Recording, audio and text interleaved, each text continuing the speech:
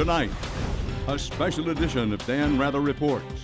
Las Vegas, busted. America's playground and its economy are reeling.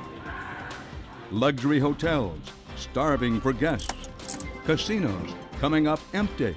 Exotic dancers desperate to earn a living. Everybody is feeling the pain. I came here to actually get out of dancing. I thought I was going to get a job in the casinos, and I tried, and I tried, and I tried, but nothing has panned out, so here I am. Las Vegas, born in the boom of the 1950s, constantly reinventing itself. What will it look like in the future? Things have not changed all that much. Whenever somebody says this is all new to Las Vegas, no, not really. There are stories of hard luck. Some gentleman comes knocking on the door telling us that the house was sold at auction, and he told us, you guys have 3 days to get out of the house. And there are still those willing to dream. I just see a great future for Las Vegas. I'm the kind of person that glass is always half full. Their stories, and the story of the city that has brought them all together, tonight on Dan Rather Reports.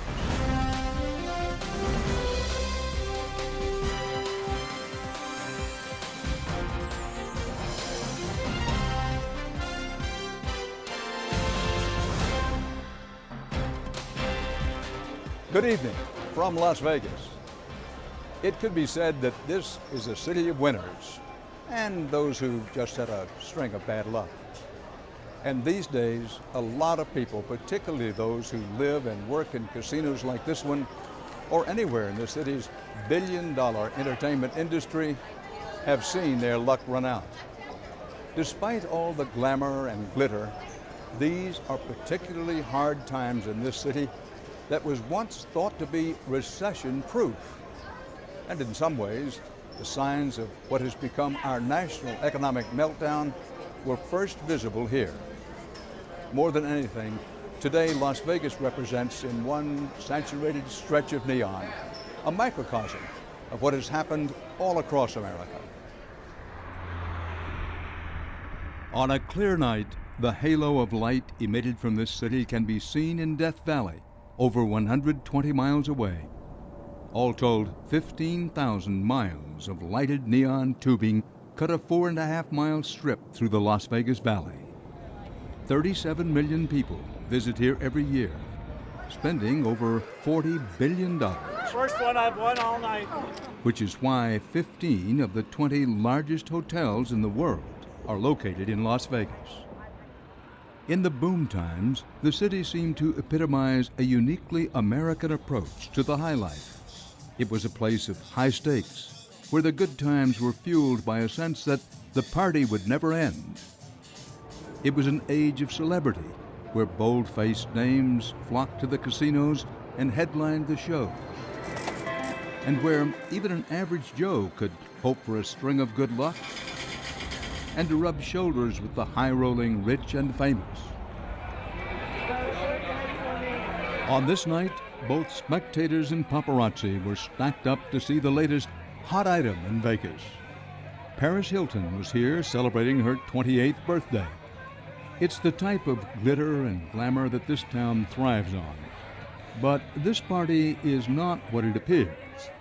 Vegas has sold itself as a destination for celebrities, but promoters reportedly paid Ms. Hilton $200,000 to grace the red carpet and drum up business. Glamour, such as it is, doesn't come cheap. And these days, in the cold light of day, the thin glamour of Las Vegas can fade away completely. There were more people waiting in this line at the Tropicana Casino than there were at the slot machines. All were here for a career fair. Some had been waiting for hours, and by the time the doors opened, hundreds had gathered in a line that snaked around the casino floor, all hoping to find work, which these days is in short supply. More than 10% of the workforce is unemployed. Well, I'm looking for some kind of management job, retail. Anything in transportation, driving. Customer service, clerical, administrative. I'm willing to learn anything. Many here have been laid off in the last year. It's been a real struggle. I've actually been getting help from family and friends for the last couple of months. There's no work, man. Oh, I know. It's so slow. Some, like these two men, were working on construction jobs that have dried up. I've been to like 5 or 6 job fairs. Hopefully they'll hire me out of this one, hopefully. I'll get something. I will get something. This woman did get something. She was hired on the spot. My orientation starts tomorrow, and I'm going to find out exactly what my job description is. But at this point, I don't care. I'm working, and I'm going to be getting a paycheck again, so that's really good. So we run about 2,000 jobs per month. 3 years ago, we had 5,000 jobs, so you can see the difference in the market. Shelley Bizet has been organizing up to 10 job fairs a year. They're hosted by the local newspaper. There's about 100,000 people out of work in Nevada right now, but there are people hiring, so we try and keep people upbeat. We try and give them a lot of information before they come to the fair, like print plenty of resumes, dress accordingly. Wow, I guess you got the memo. Yeah, I know. I was looking at it. I was like, whoa. For the people who have built their lives in the shadow of showy Vegas, there's now no dazzle, just desperation. A slowdown in tourism means the pain trickles down throughout the entire economy. The job fair is just one of countless places where the people of Las Vegas come together to try to pull themselves out of the economic slump. This is another place. HELP of Southern Nevada is a one-stop social service agency just down the road from where the job fair was being held. HELP of Southern Nevada, this is Ms. Ty. They provide job training, homeless shelter, food and housing assistance. They also run a center for homeless teens. Attention, attention, all residents, the barber will be here for 3 o'clock. On this day, they were giving out free haircuts. Their 211 referral phone line has been swamped. Okay, I'm going to give you another number. We were forecasted to maybe answer 5,000 calls for the year. They now average closer to 6,000 calls a month. Falala Riley is Chief Operations Officer. She says 75% are first-time callers. Thanks, bye. Those individuals don't know where to go, where to start. Some of them are food insecure. You know, they've been able to work and provide for their families up until now. And so now it's even, where can I access food for my children? So that's what we're seeing more and more here in Nevada. Oh, it's grown tremendously, you know. And it's like, at first, it wasn't that many, but then all of a sudden, it's like 100%, okay? This man, who didn't want to give his name, is recently homeless after he said he was laid off from a well-paying job. He's one of many homeless who have set up a makeshift tent city just across the street from HELP and the other social service offices. It's not these people's fault. You know, a lot of these people want jobs. But when they go to get a job, the first thing they look at them, you know, is undesirables, okay? So it makes it very hard. All over Nevada, programs like HELP are being overwhelmed with people looking for answers.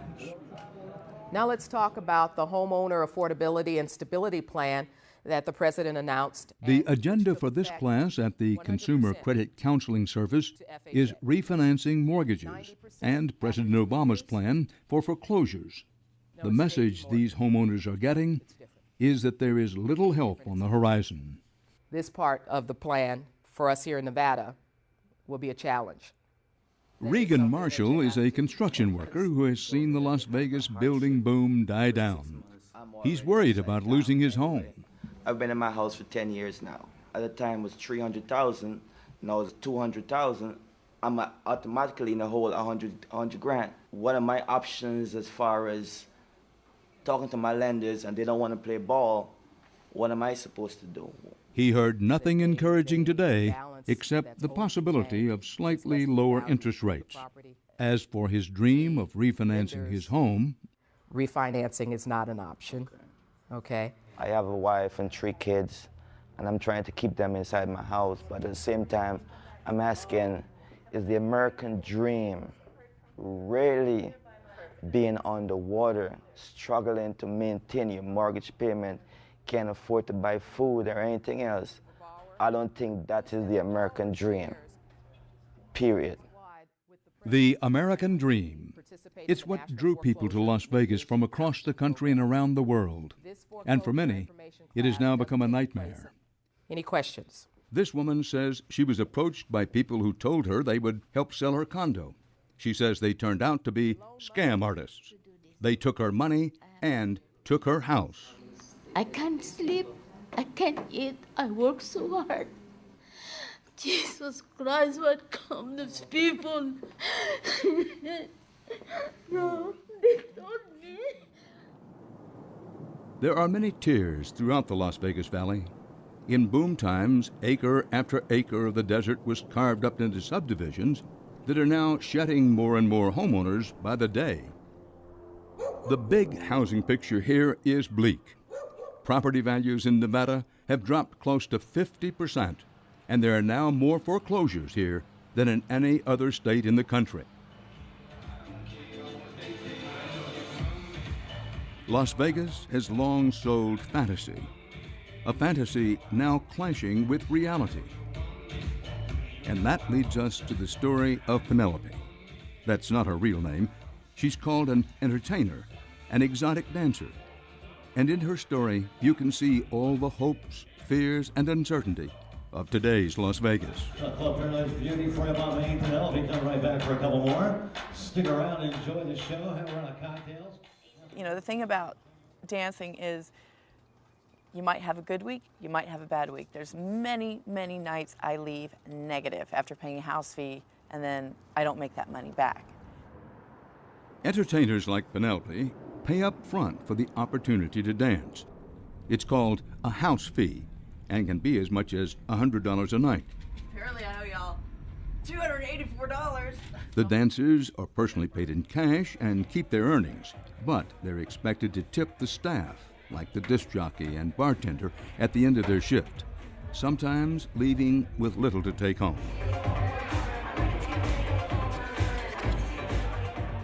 Penelope, who's been dancing on and off for 20 years, moved here from Texas a year ago with the hope of getting out of dancing and into a casino job.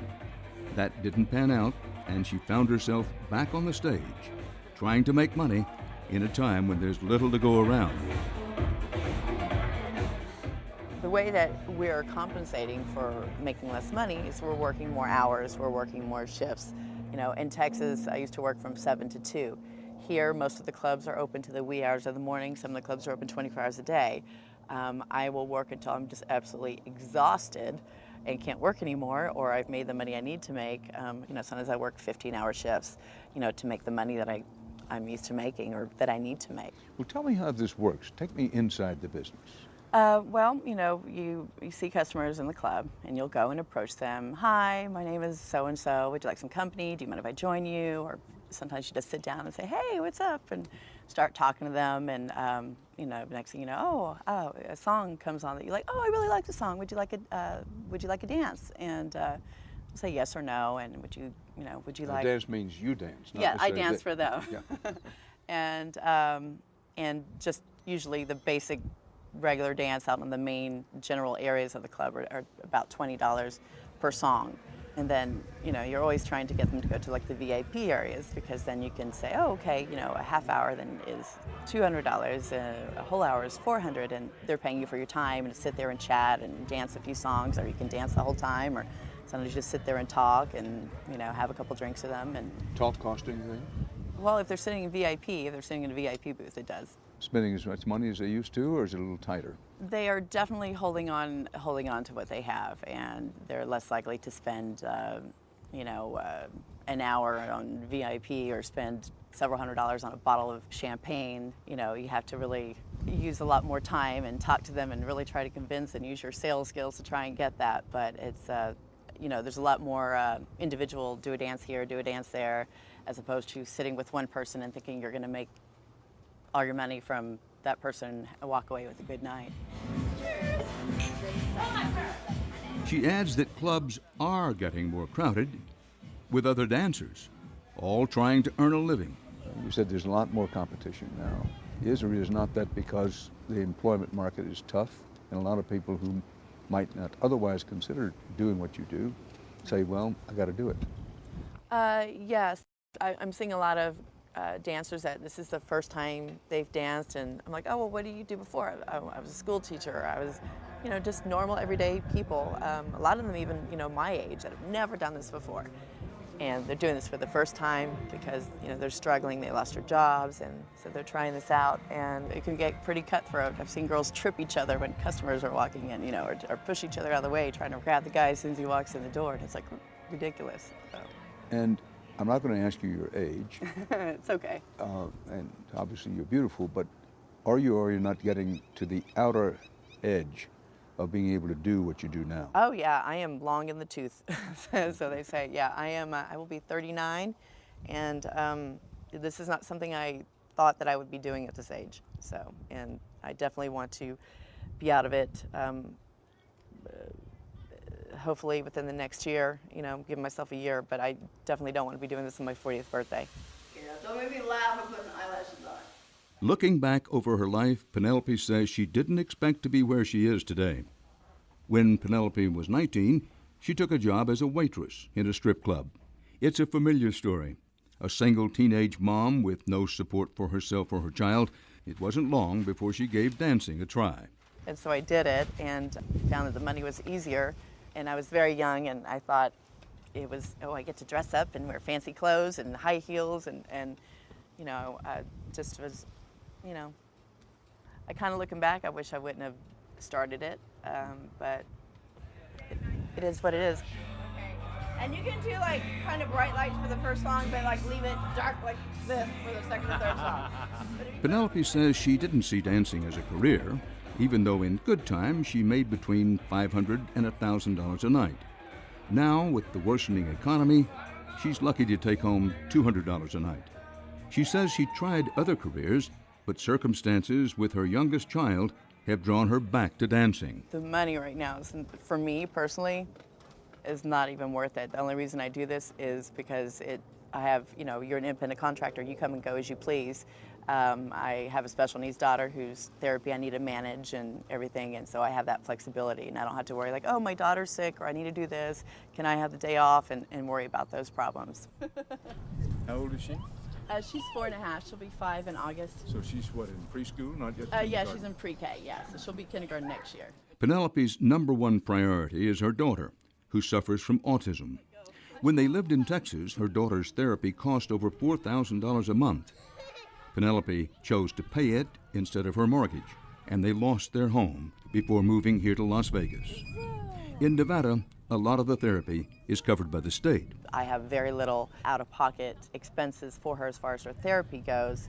It's just, some of the things that are hard, or she's on a special diet, and, a loaf of bread that's this big is like $6 for her, gluten-free bread.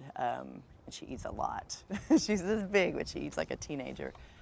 Taking care of her daughter is a full-time job. I still have not been contacted regarding the orientation for the autism program. She missed last week's therapy because she was sick, and I had to cancel my the last visit. The serious Penelope at home is unrecognizable from the one that has to sell a carefree attitude at the dancing club. I was getting the parent training over at Connection Center. Ultimately, she must reconcile the two in a life where there's now very little margin for error. Well, I hate to pry, which is preference saying, of course, I'm going to, but how are you doing financially? I'm still looking for another job that will work with, my daughter's schedule and with the child care availability that I have. It's been a rough year for me. I lost my house to foreclosure. My car's been repossessed. I'm living in an apartment with, furniture that was given to me. And, I haven't lived like this since I was about 19 or 20 years old. So it's quite it's a very humbling experience. I keep the thermostat at a energy efficient level. And when I leave a room, I turn that light switch off. And even if it's a little tiny LED light on the DVD player, I make sure that's off. Just little things that I would take for granted before. I eat a lot of chicken soup. But with the economy as it is, what are your fears? I have probably one class to take to have my associate's degree, and I wanted to, go 2 more years to have my bachelor's. I worry that there's not going to be a job for me when I have my college degree, when I go to get a real job and have a real career, that unemployment's so bad that there's not going to be anything for me. And I'm like, is it going to be pointless for me to go back to school? I don't know, but I'm hoping that things will get better. So. The reality for you is you're having a tough time making it. You have a daughter with special health needs. The economy's not good. Just before you go to sleep at night, after you've turned out the lights, you sometimes say to yourself, God, this is hopeless. I don't know what I'm going to do. I have those days, but I try and think tomorrow's going to be better. Well, let's hope. Yeah, so hope and strategize and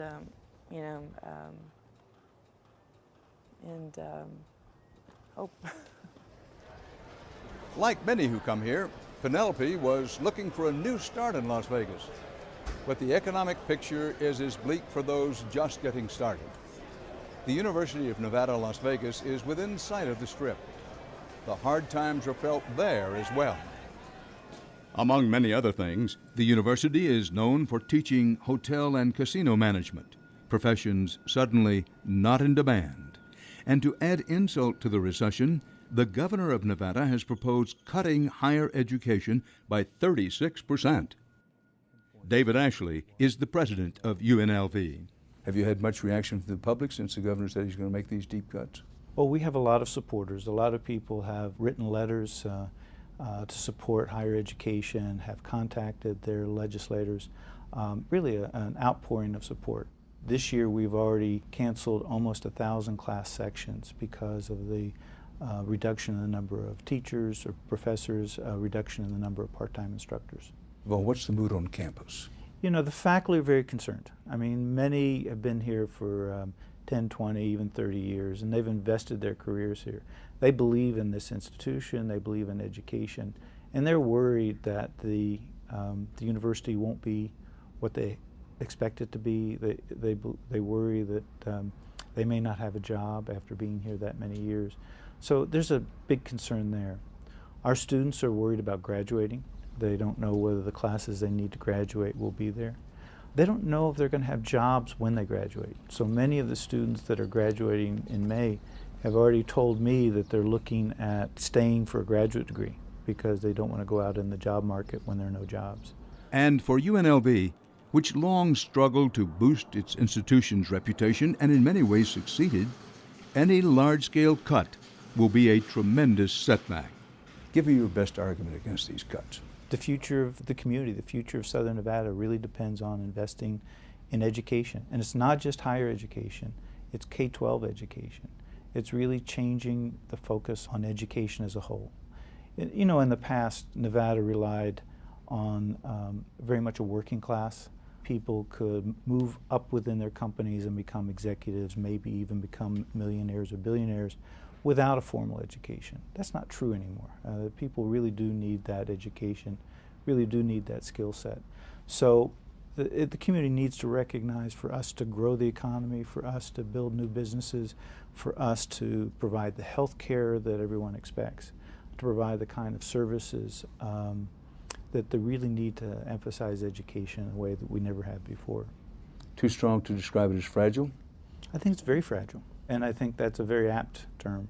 And fragile in the sense that people have high expectations now. We have a trajectory that we're all proud of. We have enthusiasm for where the university is headed. This would take the wind out of the sails. UNLV President David Ashley.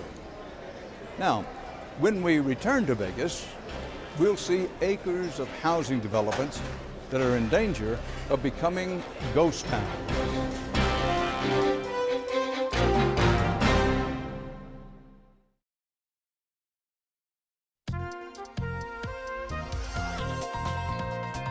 Missed an edition of Dan Rather Reports? Or just want to see one again? We're now available on iTunes, so check us out.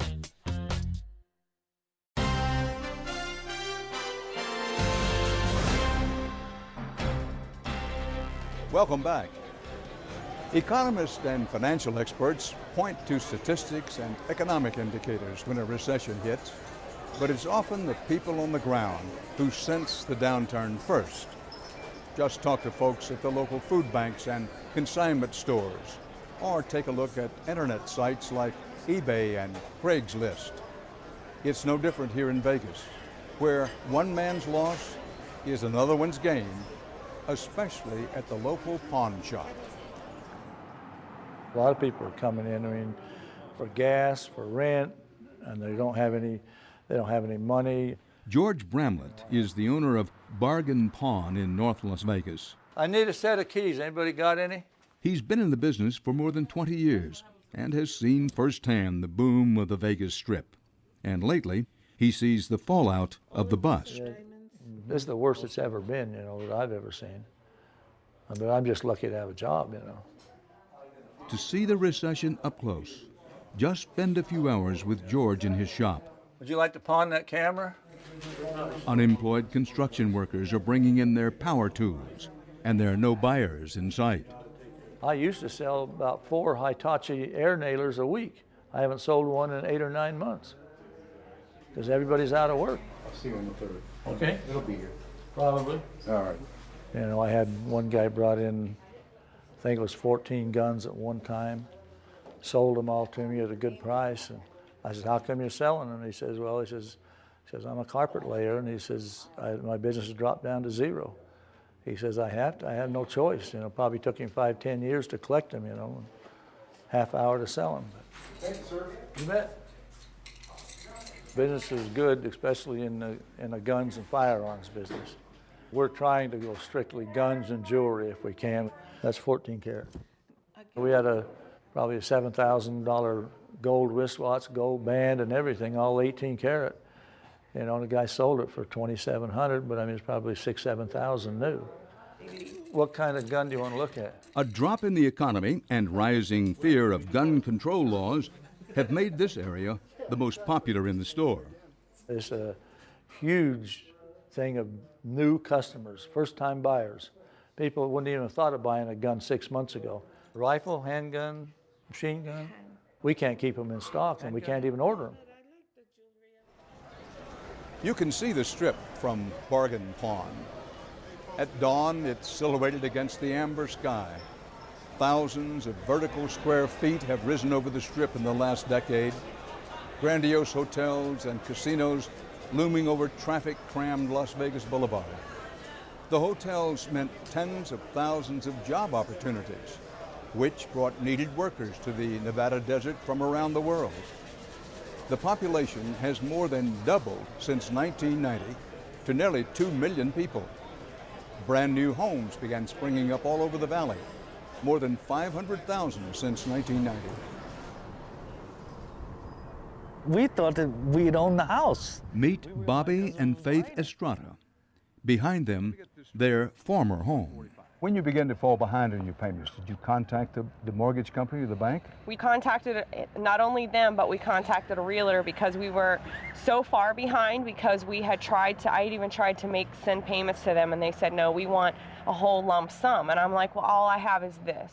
And this is all I can afford right now. And they didn't want to hear about it? No. Not at all. A realtor came to the house and tells us that we have 3 days to get out of the house because Had they called you beforehand? No. In other words, they show up at the door and say you got 3 days to get out. Right. And that was it. The Estradas were evicted from their home of 5 years. There she goes. When they started a family, Bobby and Faith thought they'd found the perfect home with a playground right across the street. For me to be able to have peace of mind to know that my daughters were able to come to this here and play and give me peace of mind was worth everything to me. Tell Dad when you need Daddy to help you. Bobby Estrada drove a tour bus, but without tourists, there were no tours, and he was laid off. He fell behind on his mortgage payments. I caught it in the slow season and I was out of work. They laid me off, so after that point, I got behind and it just started to snowball into being behind on my house payments, and I was the only one working at the time. Like so many others in southern Nevada, the Estradas were swept up in the living nightmare of foreclosures and evictions. Clark County, the largest and most populated area in Nevada, leads the country in home foreclosures, with a filing in 1 out of every 60 households. That is 7 times the national average. And it's not just the people who have lost their homes. 6 of every 10 Clark County homeowners now live in houses that are worth less than the price of their mortgage. This tidal wave of bad news has decimated neighborhoods like this. Homeowners aren't the only ones who have suffered. These houses were yours? Yes, they were. Tom McCormick, a home builder, is living his own nightmare. He is president of Astoria Homes, a local, highly respected, privately owned company that now has seen better days. Well, I see here that there are 2 locksmith trucks. They're finally getting around to changing the locks. The bank called in his business loan, and it now owns 30 of his brand new, never lived in homes.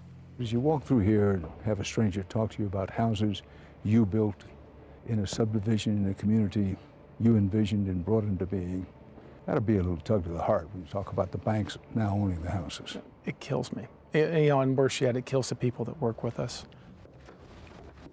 McCormick took us into a model home. It was planned in better times and built by men and women who no longer have jobs. At the height of your business, how many workers did you employ about? We employed directly about 170 people. And then indirectly, because that we subcontract out all of the work, it's how it's done out here. I would say indirectly, we probably had over 1,000 people working for us at that time. And how many do you have working for you now? We've reduced our own staff from 170 down to 17. And since we're not building any houses, we don't employ any of the other people. Had to be tough to lay off those people. It was horrible. Some of the greatest compliments I ever got were people who said they wanted to work with us because they wanted to feel like they were part of a family, and that they trusted us and they believed in what it was we were doing and what we stood for. And they were incredibly gracious, saying they understood it wasn't our fault, so to speak, but at the same time you couldn't help but feel that you betrayed their trust. As for the homes that have been built, McCormick has had to drop his prices as the housing market has collapsed around him. He says banks are just looking to sell off foreclosed homes, but builders have other concerns. We had to buy the land, we had to build the houses. There's a certain cost that goes into it, and where we're at today is we're selling brand new homes for less than what it cost us to build them. Well, are you selling any homes at all? Yes, we're selling, at our peak we were selling about 100 homes a month, and now we probably do 2 or 3. Since we first talked to him a few weeks back, McCormick has had to lay off almost half of his remaining staff. Lost jobs and lost homes You guys got napkins, right? mean disrupted lives for the people of Las Vegas. Dear Heavenly Father, thank you for this food, Lord, and your blessings, Lord. And that sense of dislocation has struck the Estrada family, especially the children. My older daughter, she came home one day, and she had a paper that had all of her friends' names on the paper, and she says, "Daddy," she says, "these are the kids that are gonna miss me, because we have to move." And I told my daughter, I said, "Listen," I says, I'm gonna move right in the neighborhood so that you don't have to find new friends, and you'll still have the same friends that you have." Bobby and Faith Estrada moved to an apartment just a few streets from their foreclosed house, so their daughters could still attend the same school. The apartment is a place to live, but it's not home. Well, you obviously love this place. What did you like about it, Faith? The park, my neighbors especially. These Park's are my right across the street, school's right across the street. Right across absolutely. the street. My neighbors, they're like my kids' second grandparents. We have nobody out here. It's just us. This was paradise to me. I didn't want to live any other place. Well, when you bought the house, did you expect to live here and die here? Yes. That's what his words were. That was my Bury words. me in the back in a pine box. I didn't want to live in no other house. The housing crisis of Las Vegas. When we come back, we'll take you on a walk through Las Vegas' colorful past. You'll want to see and hear it, so stay here with us.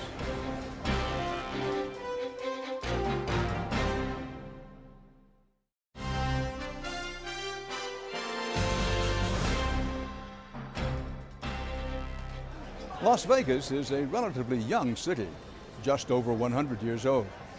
the business done here makes up roughly 3/4 of the entire state's economy. As one local economist told us, if Las Vegas is in trouble, the state of Nevada is in trouble. But just how did this once small, dusty railroad town become the economic engine for the entire state and showpiece for the entire world? In many ways, it started with the Depression and water in the desert. Noted professor and local historian Dr. Michael Green told us how. And really, Las Vegas goes into its Great Depression in the mid-20s. Our depression precedes the Great Depression. What pulled us out of it was the building of Hoover Dam. And so in the late 20s, as the country's going into this horrible economic downturn, hundreds, thousands of people are coming to the area looking for work. And Boulder City was a town built to house the dam workers. And the Interior Department ran it much as it would run an Indian reservation, with all kinds of rules and regulations. So what I refer to as the Big Six: smoking, drinking, cussing, chasing, chewing, and wenching. You can't do that out in Boulder City. You're expected to behave. So these tourists would come, look at the dam, and say, okay, where now? Well, Las Vegas. They're ignoring prohibition. The mayor of the town at the time was running his own still. This was when? Early 30s, late 20s, early 30s. So people who are coming to look at the dam come on to look at Las Vegas. And in 31, in the same month that they're going to begin construction on the dam, the legislature approves wide open gambling. And the combination of having something to look at and then something to do when you're done looking at it, in a sense, redefines Nevada and Las Vegas and turns this into a true tourist area. It was the beginning of big business and big dreamers, with some mob influence tossed in for good measure. Later in 1946 came Las Vegas' first signature hotel, the Flamingo, run by the infamous mobster Bugsy Siegel. The Flamingo name was inspired by the long legs of Siegel's showgirl girlfriend. The Flamingo is a case where you show up in a suit. You're supposed to be that way. You're not supposed to be in your cowboy boots and your Stetson hat. From the period when the Flamingo opens up until the late 1950s, you get the first strip, the strip that most people know and associate with Las Vegas. If you think of the names like the Desert Inn, the Sahara, the Sands, Riviera, the Dunes, the Hacienda, the Tropicana, the Stardust, these are all built in about a decade. And it's an incredible time for Las Vegas because you've got a group of people running the casinos who have trained in illegal gambling. They know their business. And their attitude is, we'll go cheap on everything else because the casino's going to pay for everything. As Vegas boomed, the city grew and suburbs began to emerge. Air travel brought in more people, and Vegas became a vacation destination. Going cheap didn't cut it anymore.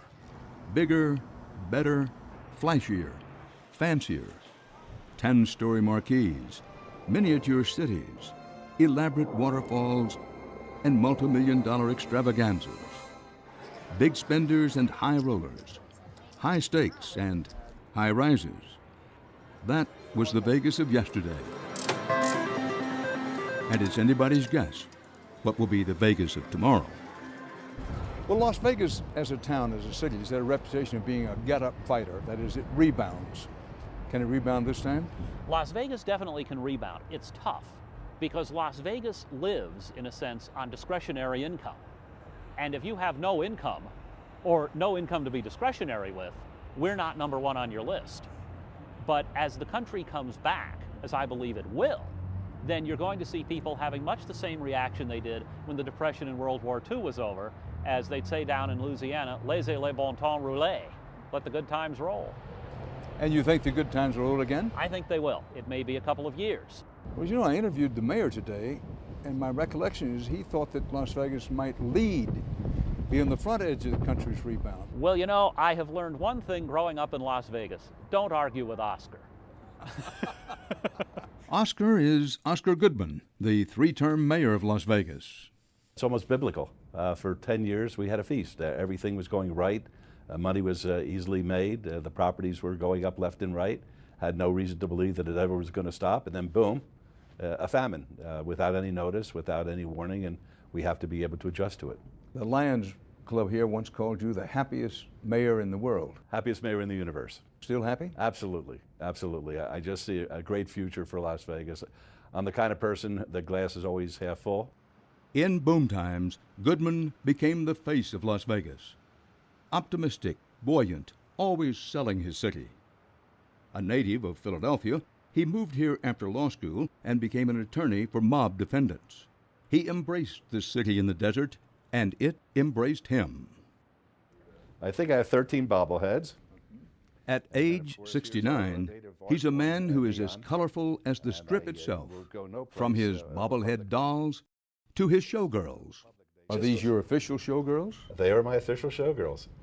Pretty nice line of work. There's nothing wrong with it. On your part. To his office chair. Maybe the most elaborate mayor's chair that I've seen. Well, it's not a chair, it's a throne. His place of work has become a shrine to his 10 years in office. Yeah, this one just came in. This was given to me on Friday. Little forceful painting. Oh, excellent. Then we have all the editorial cartoons. You get about one a week. Do you ever get a complimentary one? No. And this popular mayor, who has had plenty to boast about over his multiple terms, now is waging an uphill battle against strong economic forces. Oscar Goodman, how are you? Latest gaming reports show that revenue on the Strip is down nearly 25% from the same time last year. Tourism has dropped significantly, and hotel rooms, typically full, are now readily available. And if that wasn't enough, Mayor Goodman even has found himself defending the honor of his city. It all started when President Barack Obama made this statement in February. We're going to do something to strengthen the banking system, but you are not going to be able to give out these big bonuses until you've paid taxpayers back. You can't get corporate jets. You can't go take a trip to Las Vegas or go down to the Super Bowl on the taxpayers' dime. There's got to be some accountability and some responsibility, and that's something that I intend to impose as President of the United States. I want to ask you about President Obama. You've been critical of him. What's the problem? Well, the president, and I attribute no malevolence towards him. I don't believe that he did anything intentionally to hurt Las Vegas, but he made a speech where he said companies should not go to the Super Bowl, should not go to Las Vegas, and then parenthetically, if they receive bailout money, and end parentheses. I don't think anybody heard the last part of his remark. They just heard the president said companies should not come to Las Vegas. And then the wise guys back in Washington, they all got on the horse and made us the whipping boys, saying that Las Vegas is not the kind of place where you should go to a meeting or go to a convention. Well, you said, I think you were outraged. If I have the quote right, you said you were hotter than fish grease. That's correct. I was hotter than fish grease. I want a retraction. I want him to straighten out the record. Well, some conventions have canceled, have they not? Yes, they have. Enough to worry about? I think when one convention cancels, it's enough to worry about. I mean, it's a portent of perhaps things to come, and we have to stop it before it spreads. That's one of the reasons that I'd like to see the president straighten out the record and make it right. With more than 140,000 hotel rooms, Las Vegas prides itself on being one of the country's top business destinations. Since President Obama's comments, big financial firms such as Goldman Sachs and Wells Fargo have canceled their convention plans. In all, the convention business has fallen nearly 35% since last February. But while some may look at the cards dealt by the current economy and decide to fold, Mayor Goodman is doubling down. He says he thinks the only way Vegas can survive is to keep on building. And he's doing it here in downtown. A once blighted place with little traffic and none of the allure of the Strip, the new downtown will be home to some unexpected ventures. There's the new Brain Research Institute, in a building designed by noted architect Frank Gehry. A new gleaming city hall will rise from this dirt-filled lot. And the old post office will be home to something perhaps a bit more expected, a museum dedicated to the mob. Let's move into what may be a difficult area for you. There's no question that you've moved Las Vegas forward during your administration. But there are critics. There are? Yes, I've found a few. I can't know it believe surprises that. you. Jeez, that is Well, one surprising. thing they criticize is this downtown revitalization project. Tell me about it. What is it? Well, basically, when I was first elected 10 years ago, the downtown had no energy. And I said to myself, it's like an apple. When the core of the apple begins to rot, the apple rots, then the bushel, and it has a reverberating effect throughout the entire community. I did not want that to happen on my watch. So we tried to create a renaissance here. And basically, it began with the city acquiring 61 acres of land, an old brownfield site, an old railroad site, and all these things are on the drawing board, and we're going forward with it. And until somebody stops me, it's going to be completed. But you're not going to back away or compromise on Not that. 1 inch. Now, what about those critics who say these Critics, you keep on going to my critics. Not all of them critics. There are many people who admire what you've done and say that you've really brought the city forward.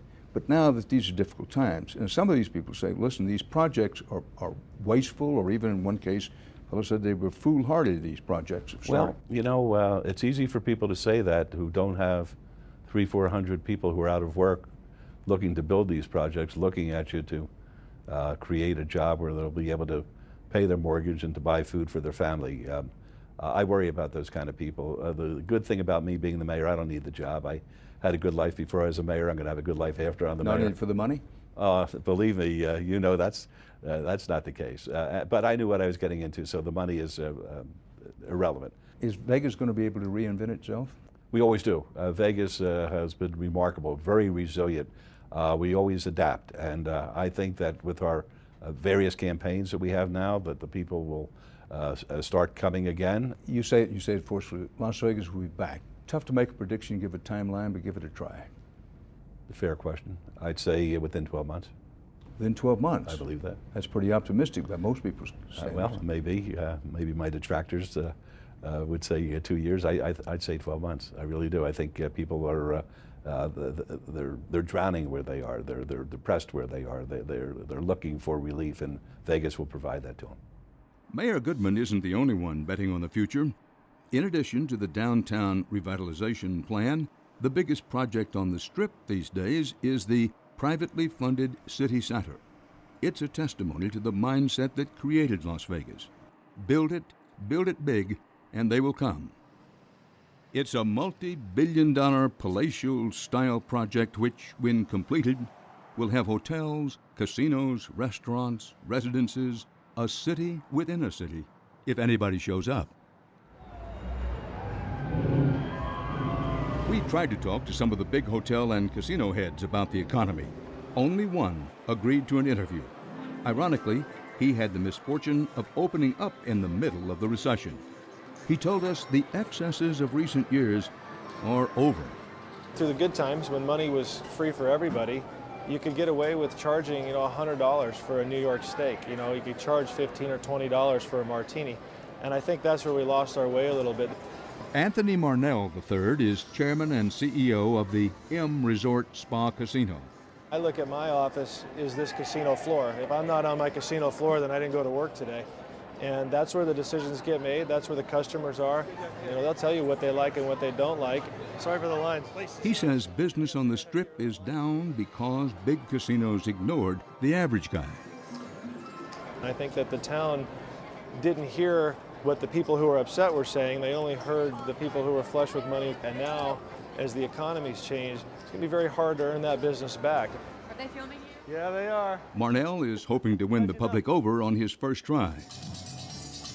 The M is a luxury hotel and casino on 90-plus acres just south of the Strip. It's rather small by Vegas standards, with fewer than 400 hotel rooms, and when it opened in March, in the middle of the worst recession in decades, they said they decided to sell value over glitz.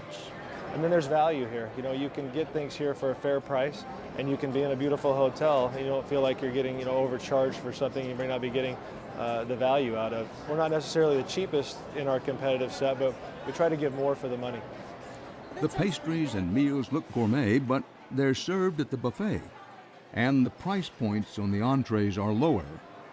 There's even a casual deli that has proven especially popular with the budget conscious. We only thought we would do about 400 people a day in there. We've been doing 1,500 a day in there since we opened, so it's almost 4 times what we thought. leaving customers with money in their pockets for the M's slot machines and card tables. But Marnell says that's not the priority. Right now, it's not about making a lot of money. It's about surviving, getting through this period of time. And for us, economy bad or economy good, it was the same business plan from day one. We need to build a customer base and a loyalty and a following. We're sticking to our guns on exactly what we thought we were going to do a year and a half ago, and so far it's working. And there's another business that is working. In addition to casinos and shows, people long have flocked to Vegas to get hitched. More people come to Las Vegas to get married than just about any other place in the world. Despite the slowing economy bringing fewer people to Nevada, last year close to 100,000 couples were married here. We stopped in at one of the better-known wedding chapels where the reception area is humming with anxious couples waiting to tie the knot, and the credit card machine is buzzing with transactions. Maybe it's the extras.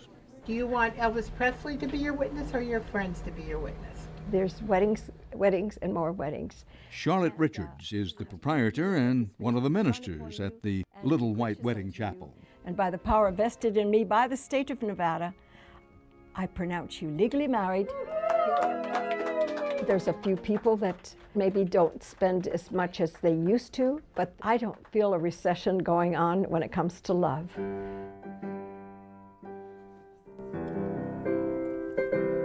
The day we visited, the chapel performed 38 weddings. Compared to a traditional wedding that we've both been through, it was very economical. So much fun. I mean, having a Vegas wedding is it's just fun. You can even have Elvis attend your nuptials. There's Elvis. For an extra $200, of course. It's now or never. Come hold me tight. But perhaps the best option for these times might be to just use their drive-through. Do you want to shut your car off? Okay. For $40, you can be married without having to leave the comfort of your own car. We're gathered here today at the Little White Wedding Chapel drive-through Tunnel of Love. Umberto and Perla Ortega saw the drive-through as a less expensive way to be married on their way home to Arizona. With this ring, I thee wed. This is easy. You just gotta go in the car and get married. That's it. If you have money, but if you don't have it, this is the easiest way to do it. And it's fast. It only takes, 5-10 minutes? That's it. You can kiss your wife. Just 5 to 10 minutes for a love that will hopefully last a lifetime. Not a bad bargain for these hard times. Is that next one ready? In Las Vegas, at least, getting married still seems to be recession-proof. It's now or never.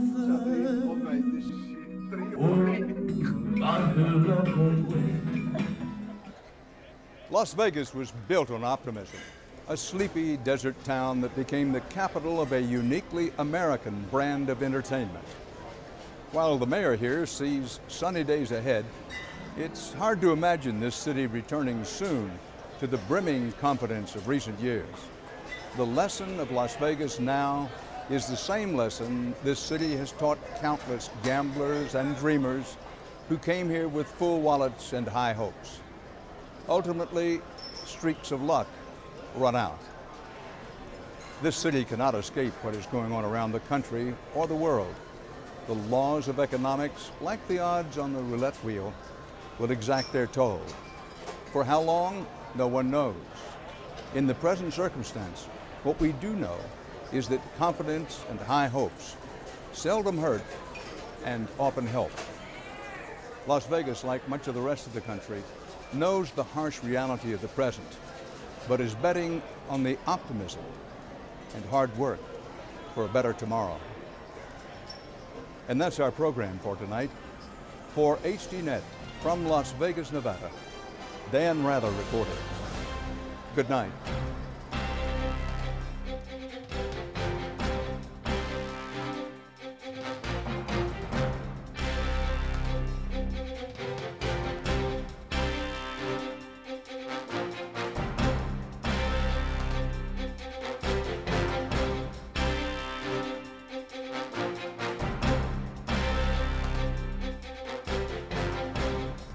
If you would like to add your name to an email list for information on upcoming programs, or if you would just like to send a question or comment, please email us at viewer@hd.net.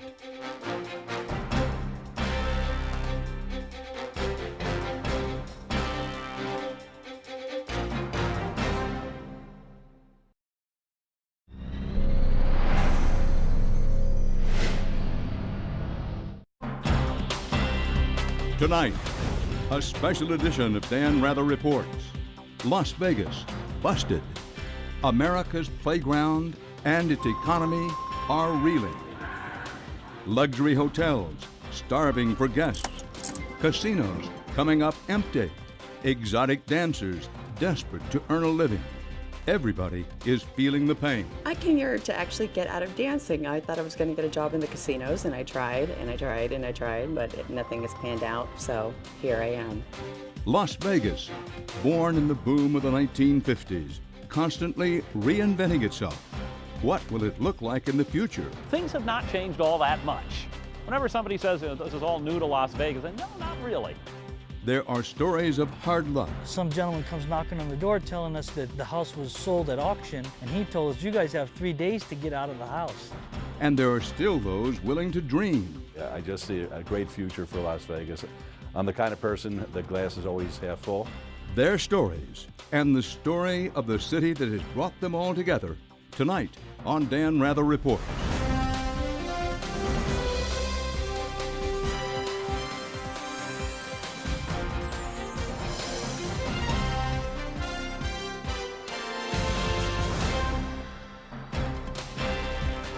Good evening from Las Vegas.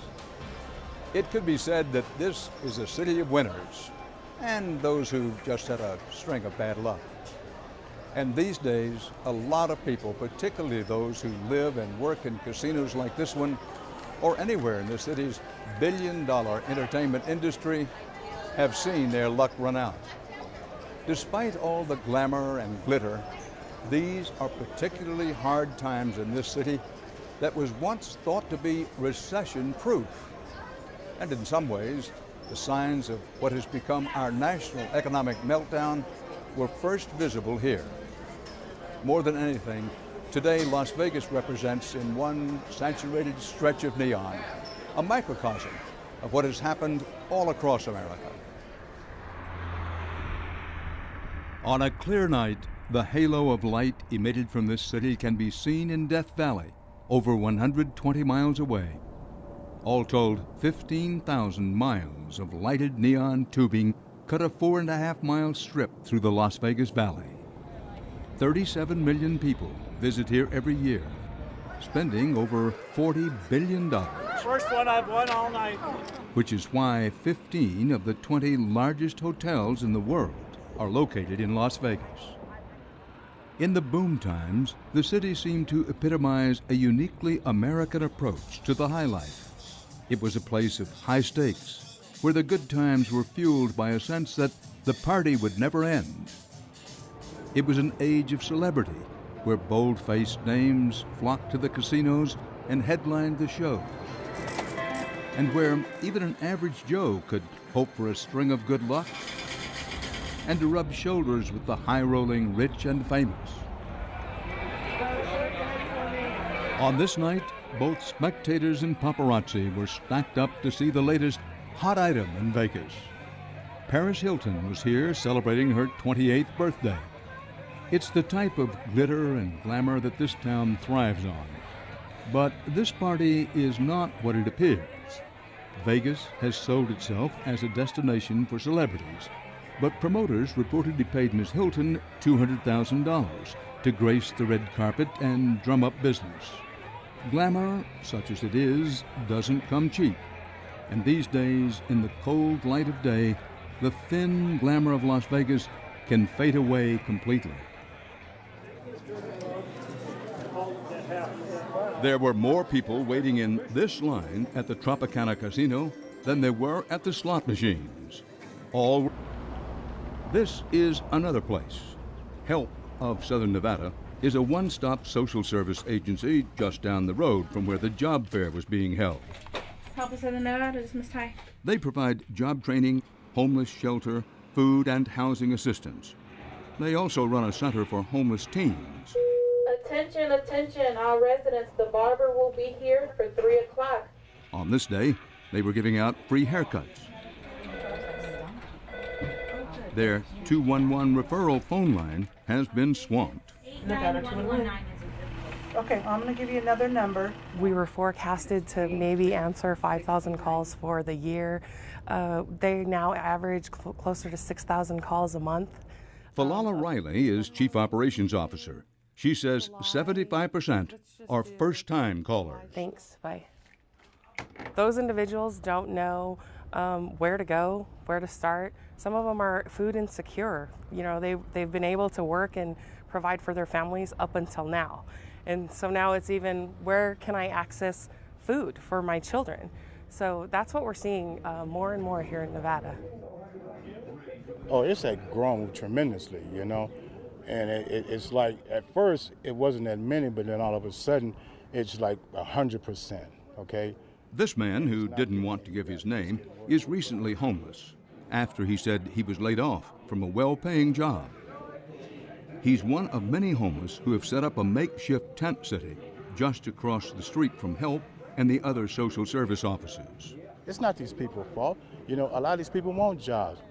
But when they go to get a job, the first thing they look at them, you know, is undesirables, okay? So it makes it very hard. All over Nevada, programs like HELP are being overwhelmed with people looking for answers.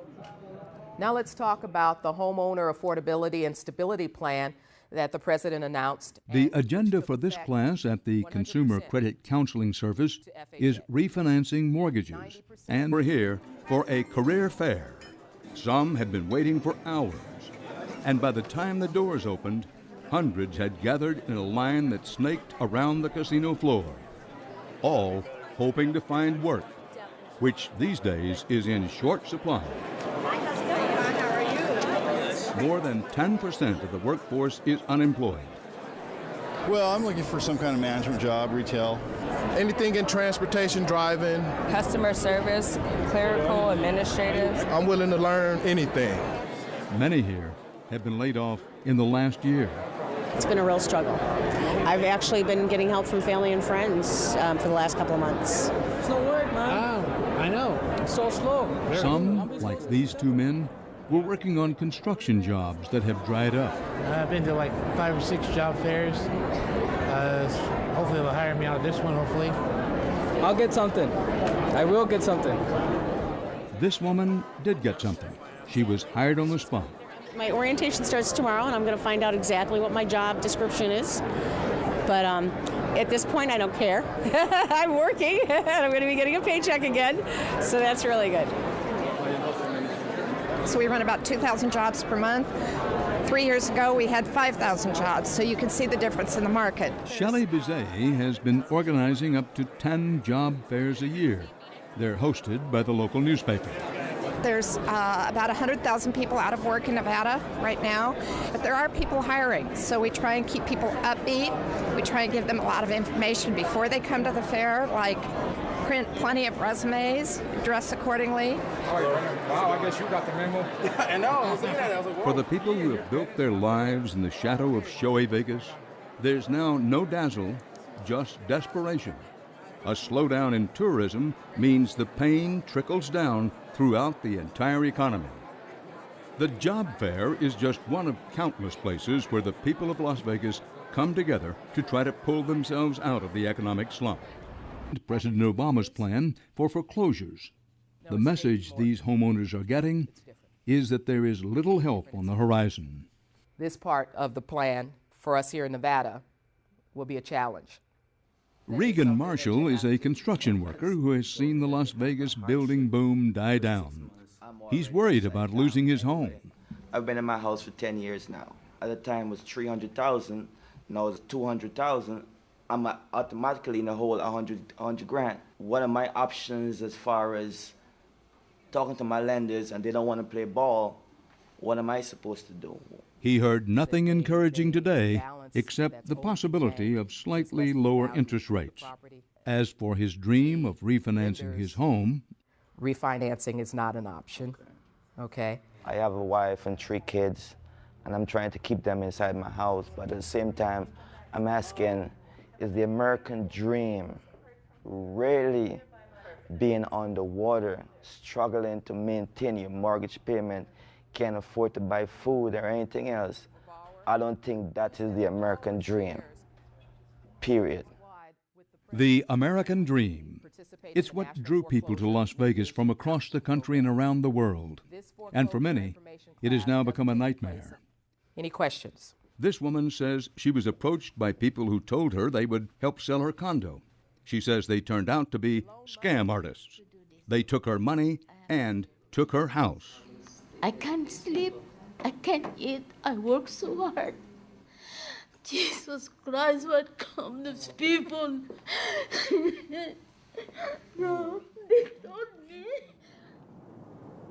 There are many tears throughout the Las Vegas Valley. In boom times, acre after acre of the desert was carved up into subdivisions that are now shedding more and more homeowners by the day. The big housing picture here is bleak. Property values in Nevada have dropped close to 50%, and there are now more foreclosures here